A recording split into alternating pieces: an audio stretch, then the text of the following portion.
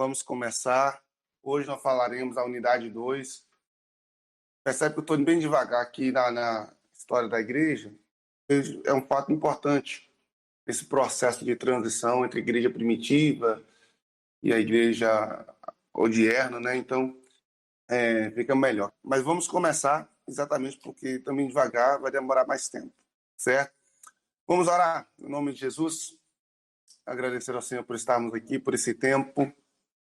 Que o Senhor nos abençoe. Oremos. Pai, eu quero louvar o Senhor nessa noite por esse tempo que o Senhor nos permite passar aqui. Que seja um momento de crescimento, um momento de avanço, Senhor. Eu peço que o Senhor venha se revelar a nós de maneira especial.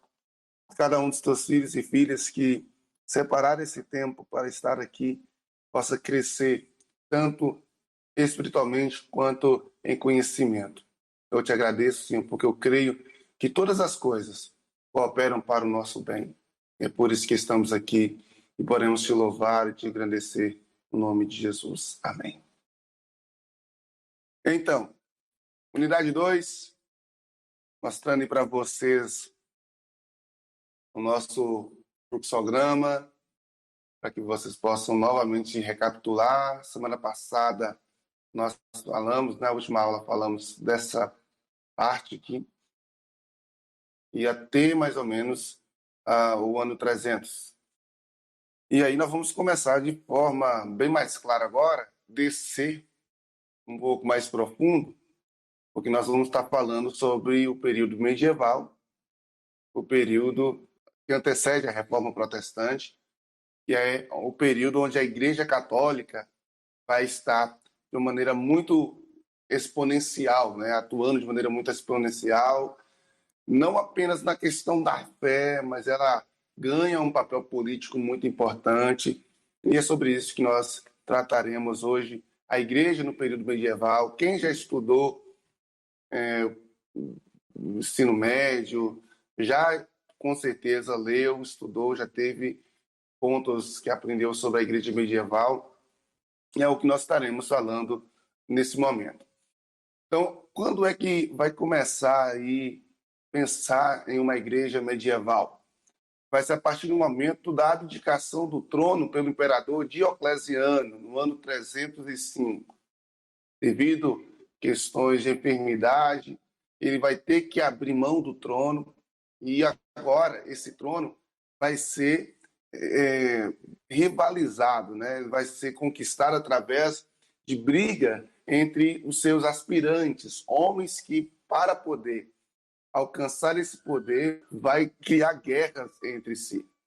E, em especial, vai ter aí o Magêncio, vai ter o Constantino, Maximino e Licínio. Esses 4 são aspirantes ao trono logo após Diocleciano, por questões de saúde, abdicar-se dele. Nesta guerra, os 2 exponentes mais claros, os 2 que lutaram de uma maneira tão veemente, é o Magêncio e o Constantino. Esses 2 vão brigar bastante, e a ponto da guerra estar muito rivalizada entre eles. Só que nesse momento que essa guerra está rivalizada e que não existe uma definição de quem seria vencedor, Constantino tem uma visão de uma cruz vermelha, e essa cruz é chamada de Labarum. Esse termo, é claro que eu estou falando portuguesado, né, mas esse termo é um termo latim. E nessa visão que ele tem, ele entende que a partir daquele momento ele seria vitorioso, porque o Cristo estaria o auxiliando e o ajudando. A partir dessa visão, eles continuam a guerra, e quando chega em 312, Magêncio ele vai agregar, né, a Constantino, porque Constantino acaba vencendo toda essa guerra. Então, ele vence Magêncio, ele vai vencer e vai herdar o trono, e os outros 2, Maximino e Licínio, vai acabar aderindo a Constantino. Então, Constantino ele tem 3 vezes mais poder do que Magêncio, na qual ele vai assumir o posto de imperador em 323 depois de Cristo.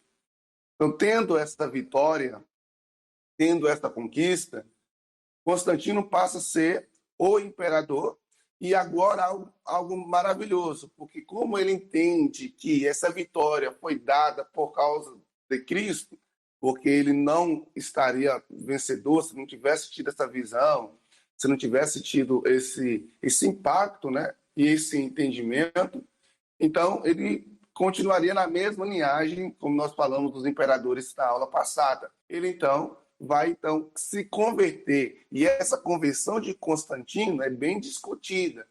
Há controvérsias. Alguns dizem que verdadeiramente ele se converteu. Outros dizem que foi apenas um fato político, um marco político que o levou a aceitar o cristianismo como uma religião que estava em proeminência e crescimento, e para que ele pudesse não ter tantas guerras e não pudesse ter tantos problemas no seu governo, ele então permitiu e oficializou o cristianismo como a religião do império. Mas, dadas as controvérsias, o fato é que a partir do momento que Constantino assume o poder, e nós estamos falando do Império de Roma, né, para nós nos situarmos, ele então vai trazer o cristianismo como a religião do Império Romano. Com isso, nós obviamente vamos ter os benefícios, a igreja vai usufruir de benefícios, mas vai ter algumas coisas que vão acontecer à igreja, não de maneira direta do império, mas de maneira indireta essa decisão, e que vai fazer a igreja perdendo cada vez mais a sua identidade. O primeiro benefício, como vocês já estão vendo aí na tela, é que os templos das igrejas, né, são restaurados e novamente abertos, já que, por uma sucessão de imperadores, eles foram, de alguma forma, fechados, de alguma forma, destruídos, muitos deles. Nesse momento, o domingo é proclamado como dia de descanso e adoração. A abolição, né, a abolição da crucificação, e o cristianismo vai tornar, aí, segundo o decreto de Teodósio I, em 385, alguns anos depois, a religião principal do Império Romano, a religião oficial. Então, a partir desse momento que a igreja se torna a religião oficial do Império, vai trazer também o casamento entre igreja e Estado. O Estado agora tem uma unidade juntamente com a igreja. E a igreja, então, vai ser mantida por esse Estado, e seus ministros vão ter privilégios, por exemplo, por não pagar impostos, e se porventura nos momentos de julgamento, ter aí os julgamentos especiais. É tipo aí, né, o foro privilegiado que nós conhecemos no Brasil com os políticos. Então, esse seria, entre aspas, alguns benefícios que eu não vejo tanto assim, não. Mas teremos aí os malefícios dessa junção igreja e Estado. Quais seriam esses malefícios? Perseguição aos pagãos, porque agora a igreja é que vai perseguir os que não estão adentrando, os que não aceitarem o cristianismo. Vai ter um aumento de falsas conversões, porque muitos pagãos, por medo de serem mortos, eles vão dizer que são cristãos, mas eles vão falar isso para o Estado, e a partir daí eles vão chegar, eles vão falar isso para o Estado, mas de vida mesmo, no dia a dia, eles não se convertem. Agora, os postos na igreja vão se transformar em trampolim político. Nós vamos perceber que para ter alguns cargos no Estado, primeiro, você teria que ter um cargo muito grande na igreja, e isso estava sempre interligado uma coisa com a outra, o cargo com a igreja sendo ali uma ponte para os cargos no Estado, e isso traria poder e, consecutivamente, dinheiro. Vai ter cultos de adoração que vão aumentar. Então, aqueles cultos que antes era reservado, escondido, para que os imperadores não descobrindo os perseguissem, os cultos vão aumentar. Porém, esses cultos agora não têm vitalidade.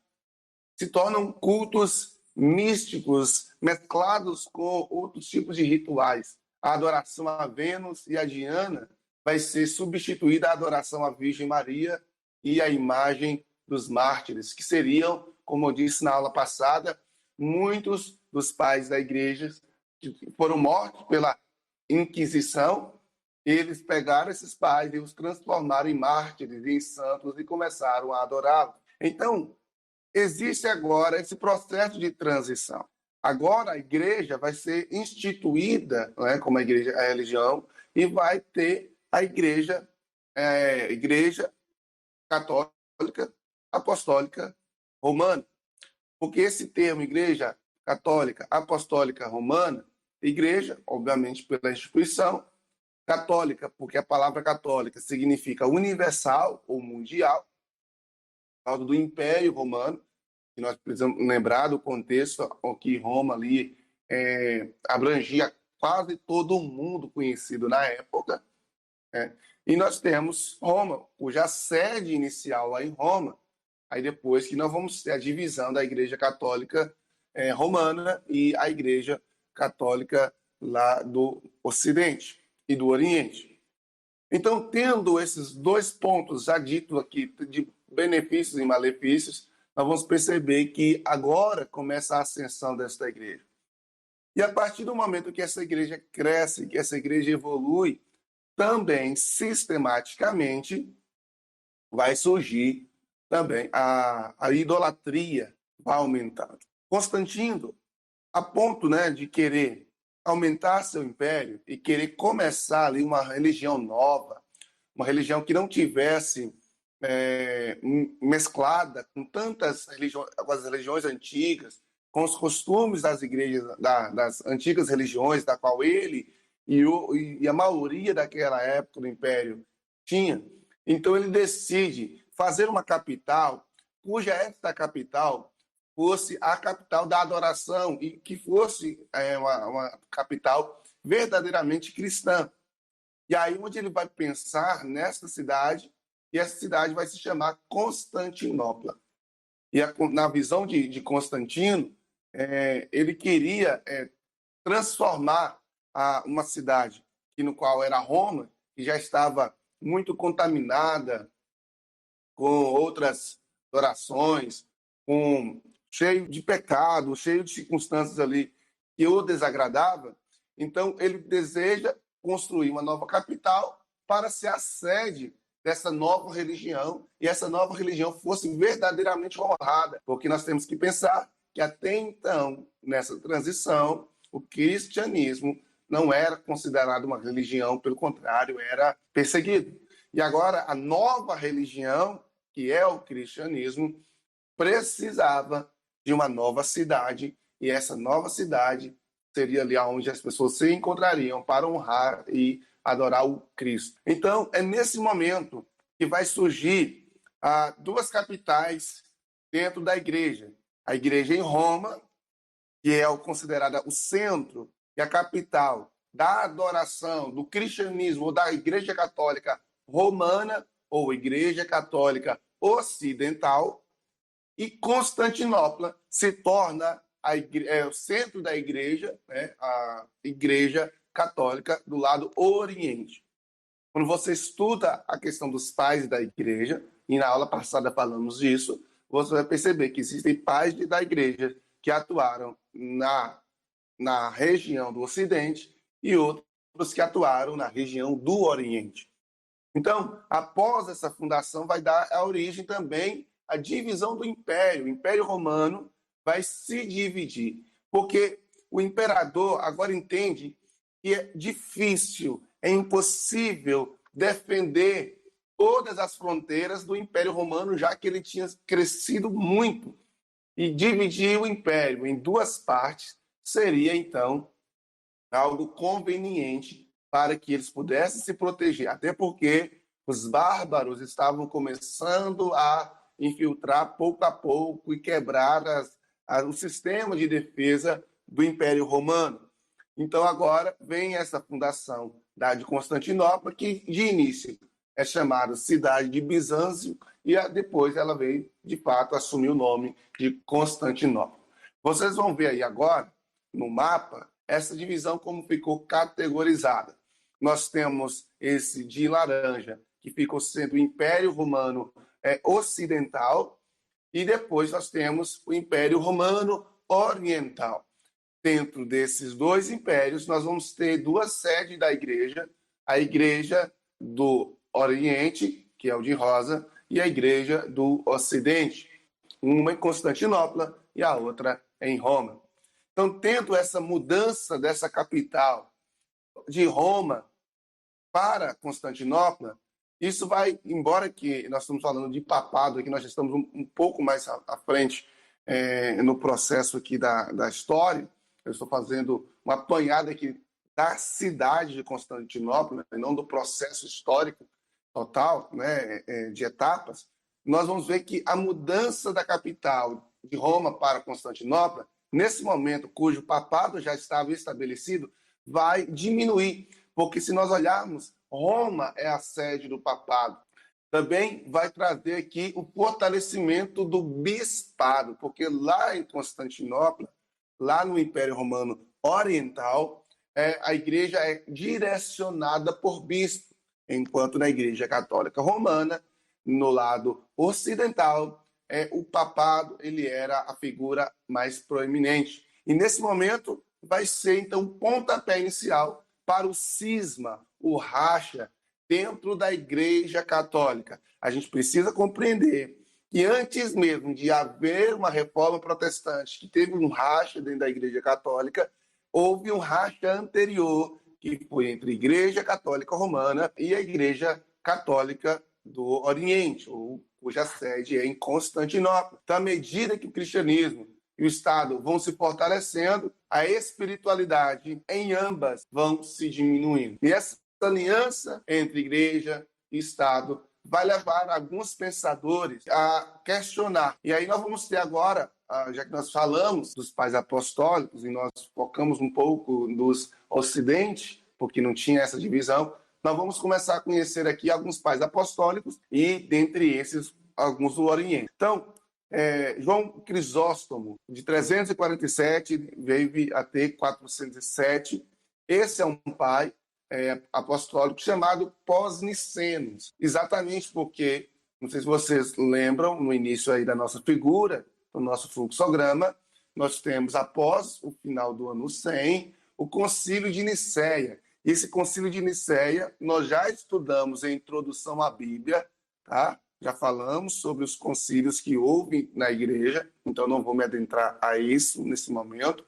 O Concílio de Nicéia foi algo determinante. E aí nós vamos ter os pais apostólicos pré-nicênicos e os pós-nicênicos, ou nicenos, né? Então, um desses é João Crisóstomo, que foi chamado pela sua eloquência. Crisóstomo é um termo que significa boca de ouro. Então, ele falava muito bem e, por isso, foi chamado de João Crisóstomo. Ele foi filho de uma viúva que não se casou para cuidar da educação dele. Foi aluno do sofista Libânio, amigo do imperador Juliano.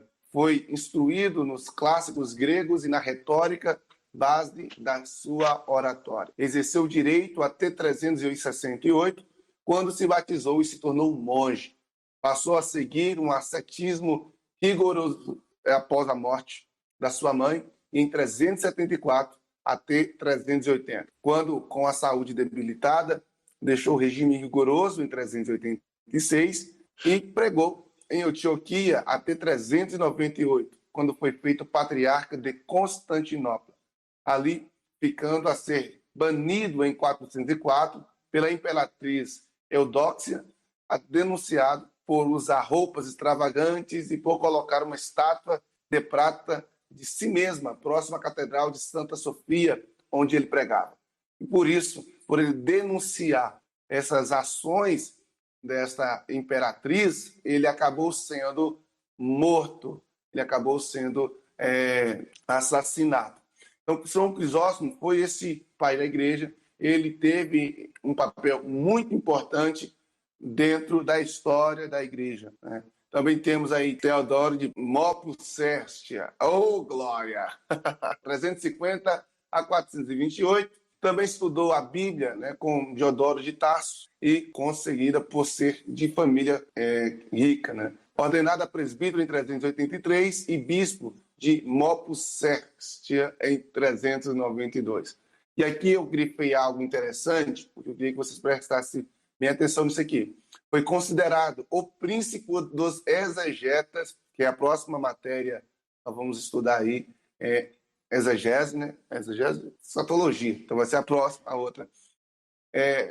Príncipe dos exegetas antigos, opondo-se ao sistema alegórico de interpretação e propondo uma compreensão gramatical e histórica do texto. Deixa eu explicar isso aqui. O que seria um sistema alegórico?